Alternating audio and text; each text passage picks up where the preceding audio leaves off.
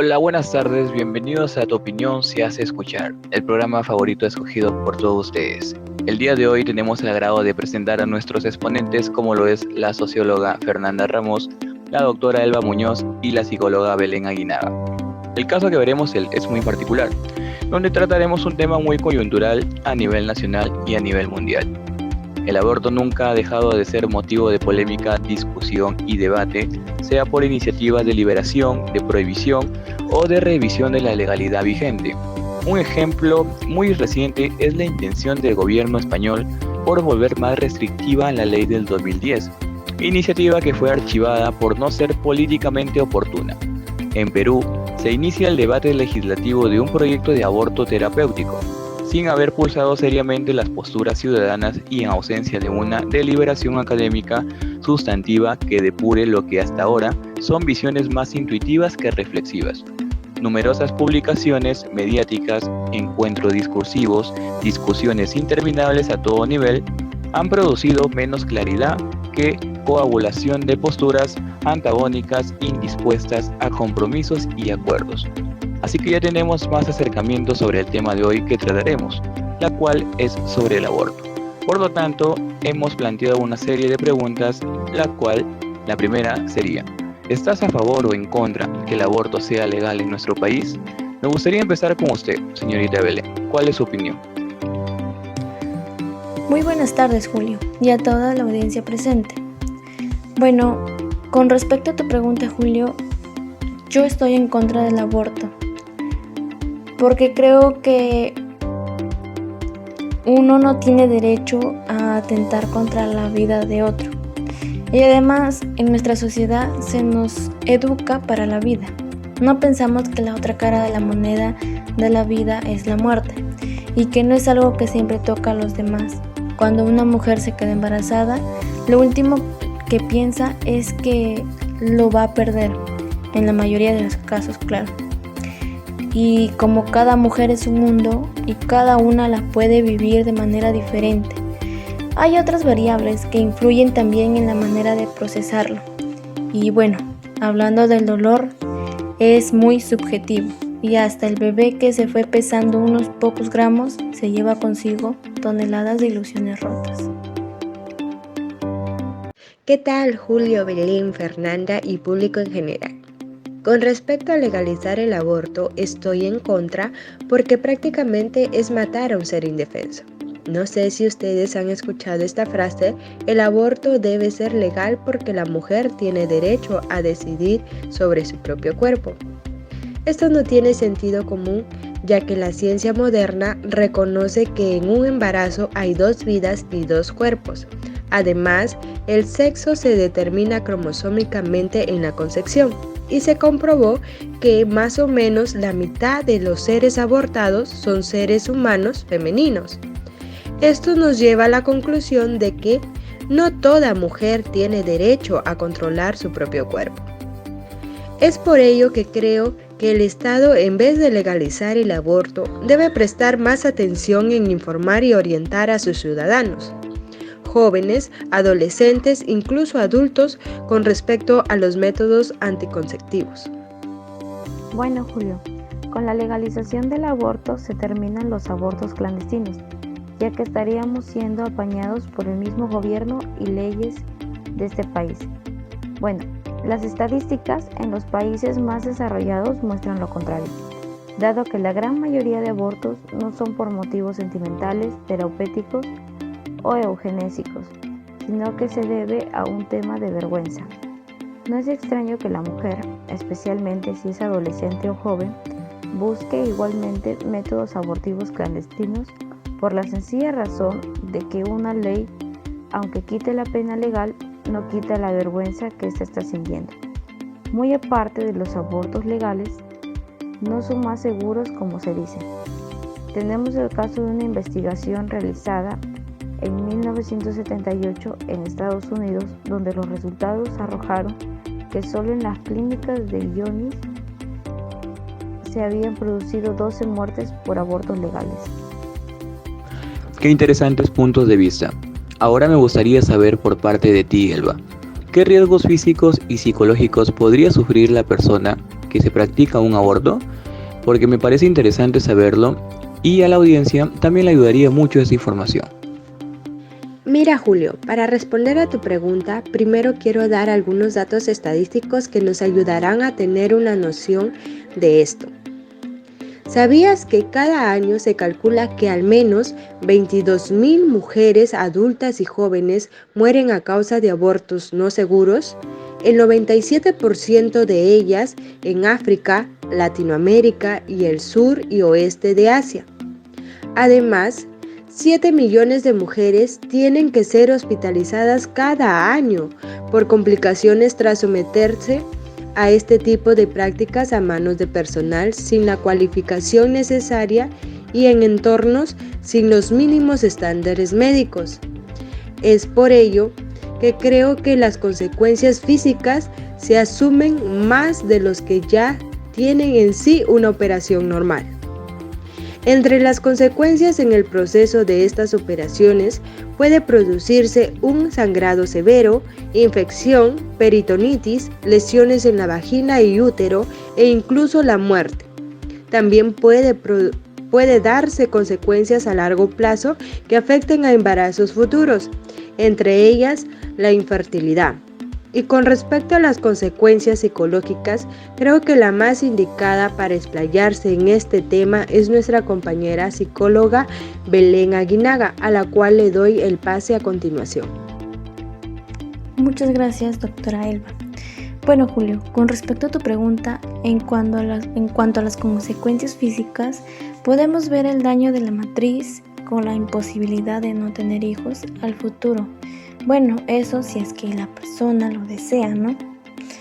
Y bueno, con respecto a la palabra duelo, que son las fases psicoemocionales que se atraviesan, son las mismas para todas las personas en todo tipo de pérdidas, como por ejemplo está desde perder a un ser querido, un trabajo o una mascota, etc.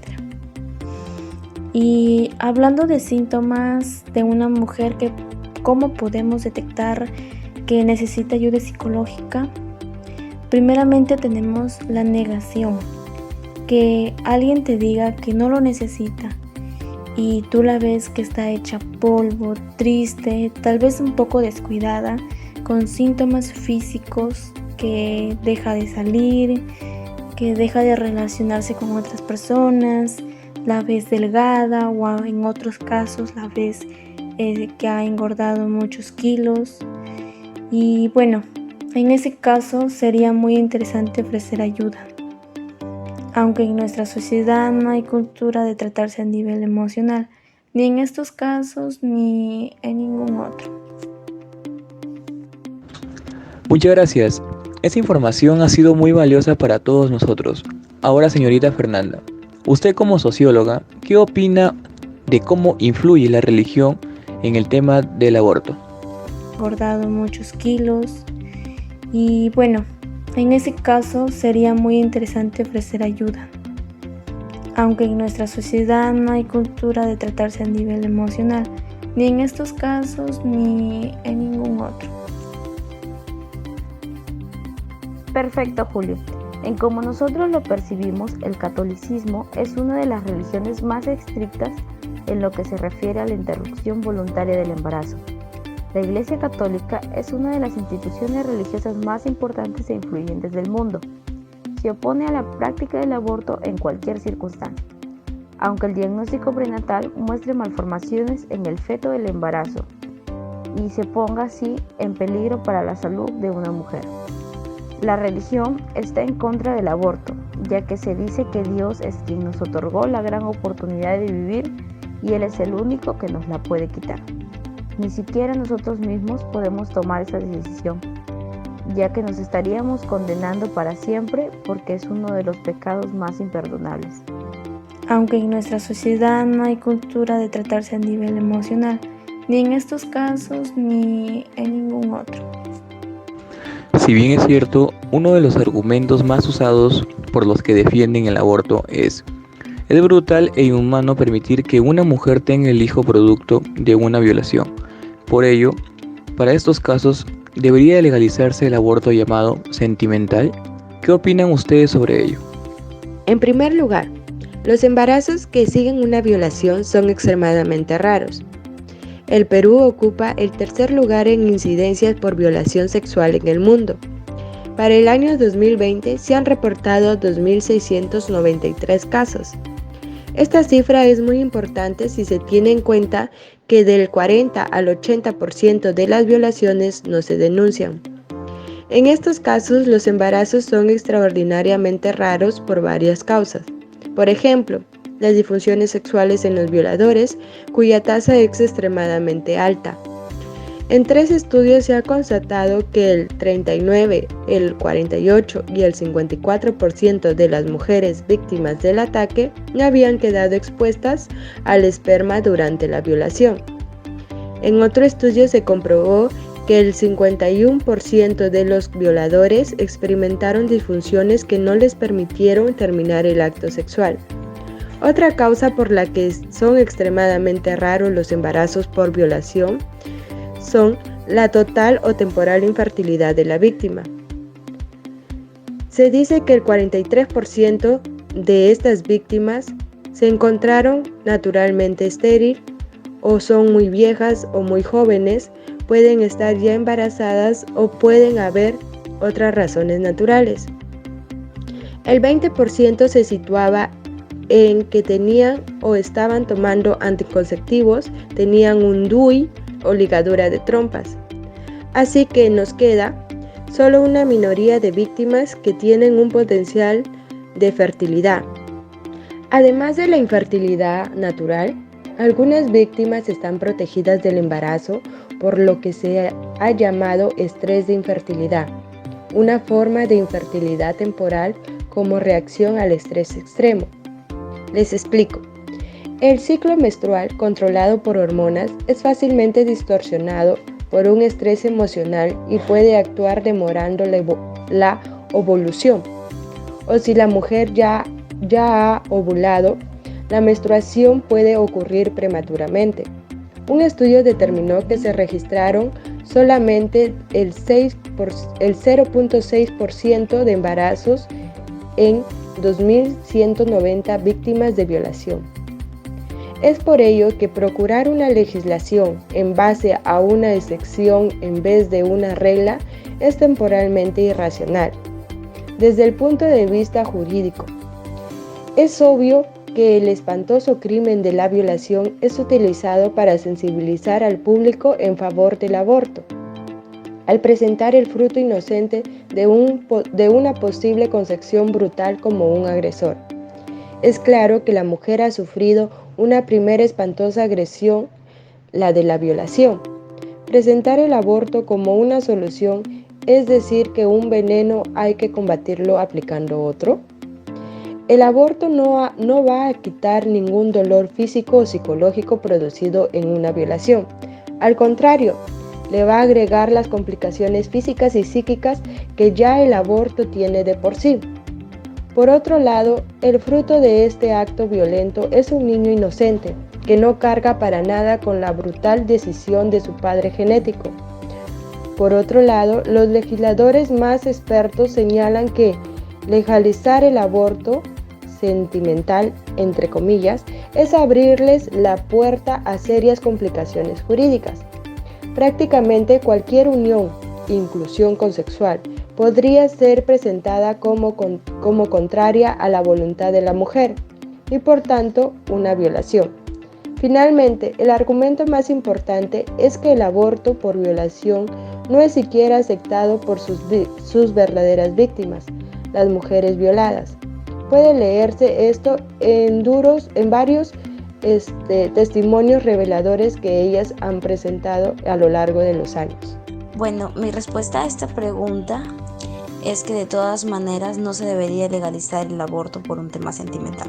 Si bien es cierto, la mujer se siente mal, triste, humillada por una violación, pero el bebé que lleva adentro no tiene la culpa de nada de esto. Para esto tenemos lo que es el tema de la adopción. Entonces, si la mamá no quiere tener al niño, al menos debería esperar que él nazca para poder darle en adopción. y no quitarle la gran oportunidad de poder vivir, ya que el niño no tuvo la culpa ni pidió ser concebido de esa manera, y pues tampoco la madre se lo esperaba. Es muy humillante para una mujer sufrir una violación y mucho más llevar ese niño y que sea señalada ante la sociedad. Pero no hay ninguna posibilidad de que sea justificable el matar a ese niño solamente por haber sido concebido de esta manera. No se debe de permitir esto, no debe ser legalizado el aborto solo por un tema sentimental. No se debe utilizar este brutal acto inhumano, como se dice, como justificación a la atrocidad de matar a un ser vivo.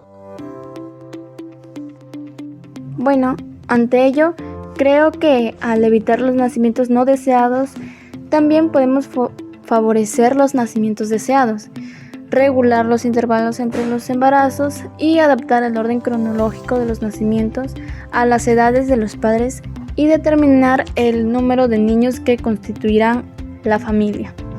Para esos fines se necesitan anticonceptivos, tratamientos de la fecundidad y educación sexual y familiar.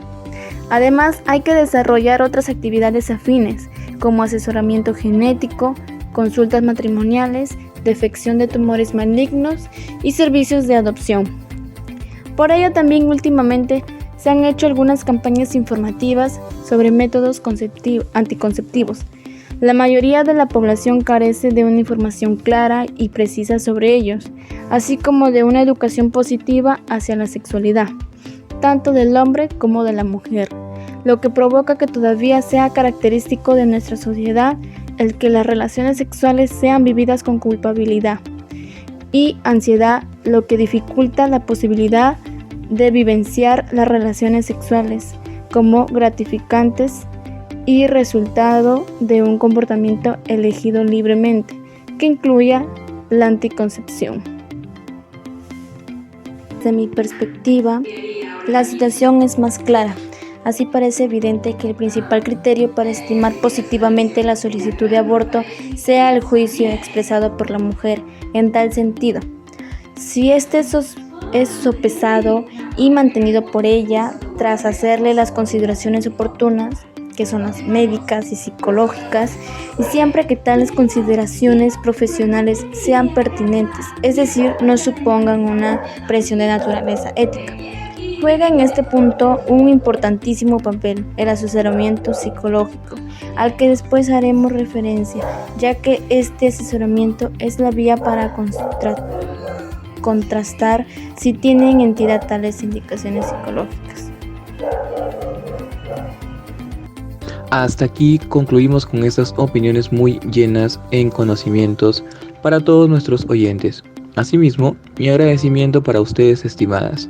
Nos han dado un grato momento con sus comentarios, tanto a mí como a la audiencia en general. Me despido con ustedes allá en casita. Será hasta la próxima semana, por la misma hora y el mismo canal. Se despide su conductor favorito de todas las tardes, Julio González. Nos vemos.